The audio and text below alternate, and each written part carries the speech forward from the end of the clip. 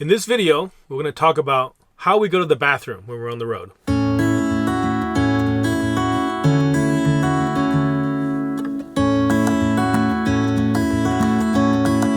Welcome to Freely Roaming. My name is Dan. And I'm Arlene. When we downsized from our Airstream back in 2015, we made the conscious decision to not have a dedicated bathroom in our camper. It was going to take too much space, and we needed to make sleeping a priority. And living. Yeah. There's not space. There's no space for that. A big shower room or a separate toilet space. Essentially what we decided is that if you don't spend that much time using any given thing and there's other ways to sort of solve the problem, we're going to choose the way that is more space efficient.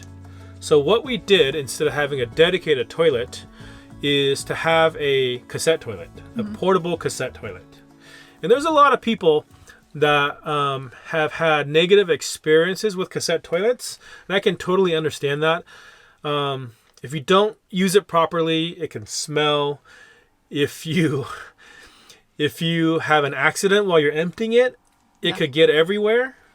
It's happened. It's happened to the best of us, but there are definitely ways to be able to handle this without having these kinds of bad experiences, bad situations. And we'll tell you guys sort of, the different things that we've sort of discovered and how we use our portable cassette toilet.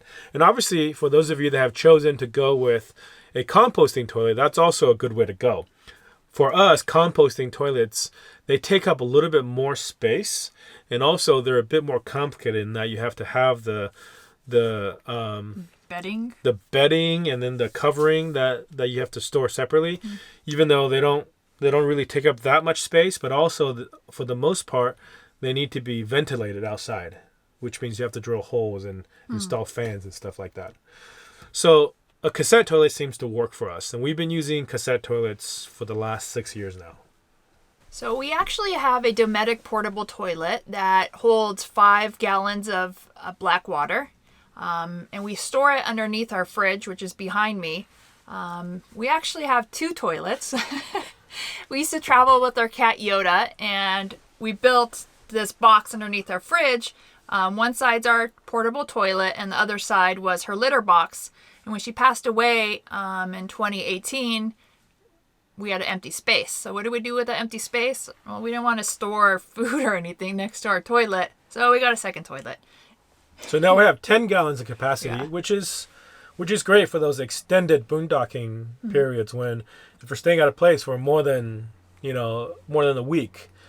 Our 5-gallon cassette toilet generally will only last, I would say, like 3-4 days between 5 people. Yeah, depending on if you can go pee outside or not. And also depending on how well you can tell your kids to not waste water when they're flushing. Yeah, there's a lot of factors. There's a lot of factors. So our kids are also used to it. To us, one of the biggest gripes that people have about this is that they think that it smells. And it can smell for sure. And you also people think that you have to use chemicals in it, which the chemicals are really a way to kind of control the smell. So it doesn't smell as bad, but you don't have to use chemicals. If you maintain your cassette toilet, it's well sealed and odors don't get out. The only time when it does smell is when somebody's actually using it and when somebody's flushing or if somebody forgets to close the lid. Right. The only thing that goes in is human waste, water, and toilet paper. Sometimes soap or vinegar to clean it too, which we'll get into. Yeah, right. But on a regular basis, no, just those things. So essentially, a cassette toilet, how it works is just a bowl, and it has a valve that opens and closes in the bottom. And they're in 2 parts. There's a top and then there's a bottom. The bottom is the cassette and the top is the actual toilet part. You can buy different sizes. Ours has a 5-gallon tank. They have a smaller and shorter one that's 2.5 gallons. The top part's exactly the same. The bottom is bigger. And if you wanted to, you can buy multiple cassettes that go on the bottom and store that somewhere else if you want. For us, we just have 2 completely separate toilets. That seems to be easier for us is because the bottom part, when you detach it, if it's full, it can be a little bit tricky to store. Also, ours is the portable cassette toilet, unlike the ones that are installed into a camper where you can access it from a door that you cut on the outside. Mm-hmm. So for us, we can move our cassette toilet wherever we want. So if we have the ability to set up an outdoor toilet with like a shower tent, we can move it outside as well if we wanted to do that. But for the most part, we use it inside. We just put it right here on the floor in between the front seat and the bed. And if people want privacy, they can just ask everybody to wait outside while they go. Mm-hmm. Or if we're laying in the bed and somebody has to get up and go use the bathroom in the middle of the night, generally speaking, they have pretty good privacy. Yeah. And one of the reasons why we carry a cassette toilet is we have kids and they're getting older, and they're, when they were much littler, they have a difficult time, going outside to go pee at night. So in order for you to not have to deal with having your kids go outside in the dark in the middle of the night when they have to go pee, having something for them to go is a must. Or your wife who's scared of the dark. Yeah. I know that there are people who live in vans that don't have any kind of toilets at all. That's not us. No, but what we are doing though is we are trying to separate our waste, our solids, and our liquids, because by doing that, you're going to be able to extend the number of days that one cassette tank will last. And that's really important for us to boondock and wild camp for as long as we can.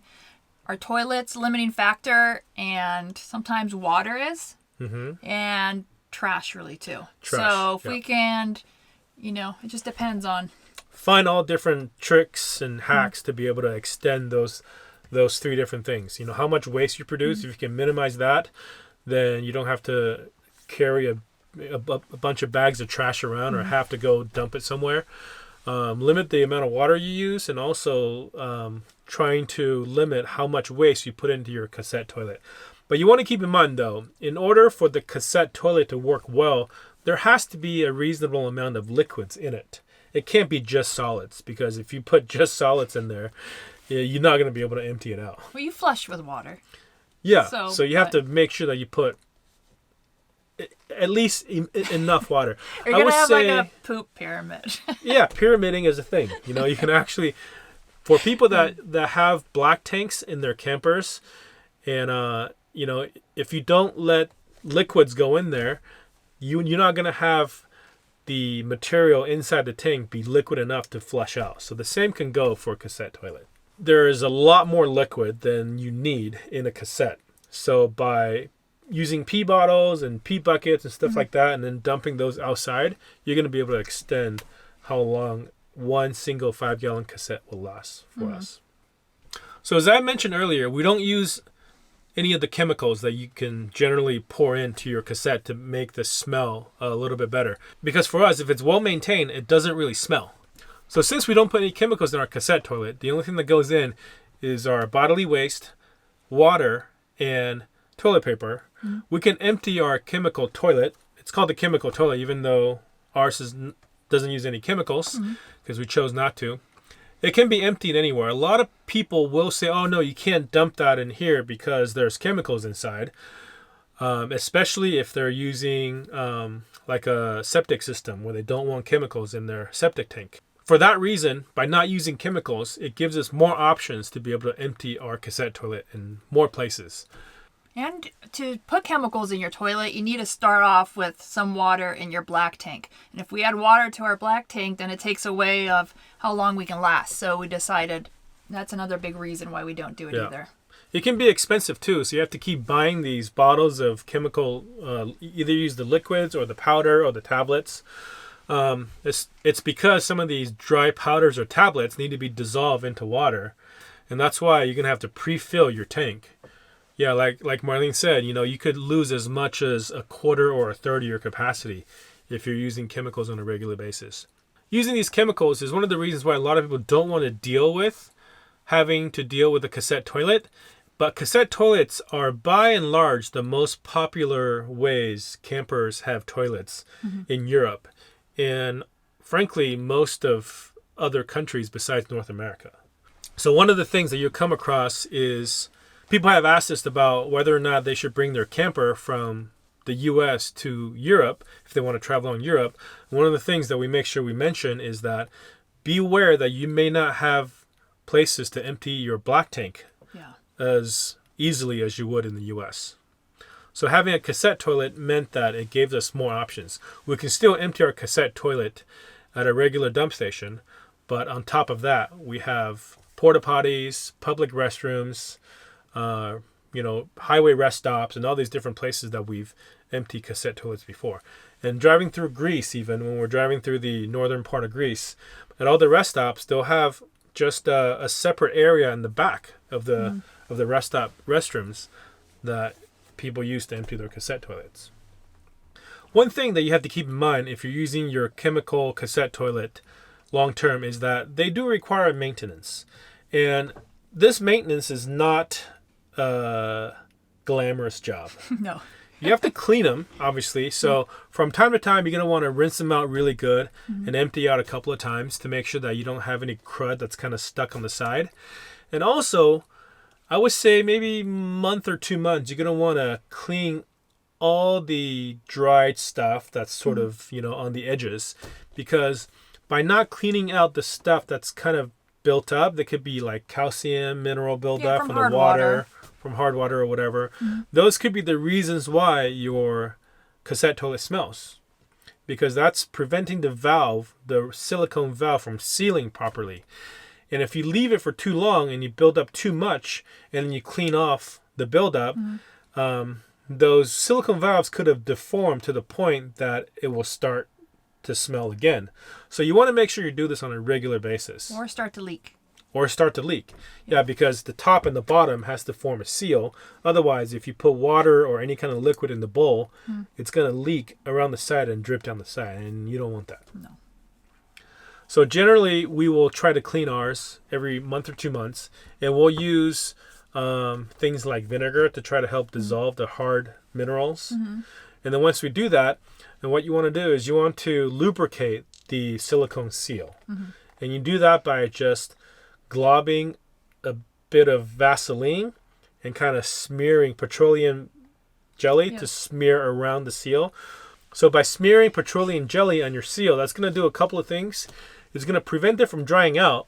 And also, if there's any leak around that seal, the petroleum jelly will also prevent that from happening. And there's a secondary seal on the valve where you pull to flush. There's also a silicone thing there. Yeah, do the top and the bottom. Yeah.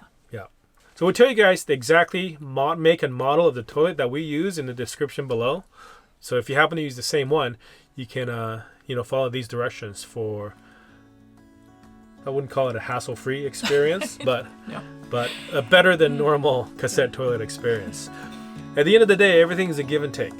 For us to not have a dedicated toilet means we have more space for the 99% of the time when we're not using the toilet. But for that small part of our day that we have to use the toilet, we know that we can go. We don't have to go find a public restroom or dig a hole in the forest. In the middle of the night, if we have to go, we know we're covered. Yeah, it makes life in here more comfortable. So that's it. That's how we use our cassette toilet in our camper van. If you have any questions, feel free to ask them in the comments below. And we'll see you guys in the next one.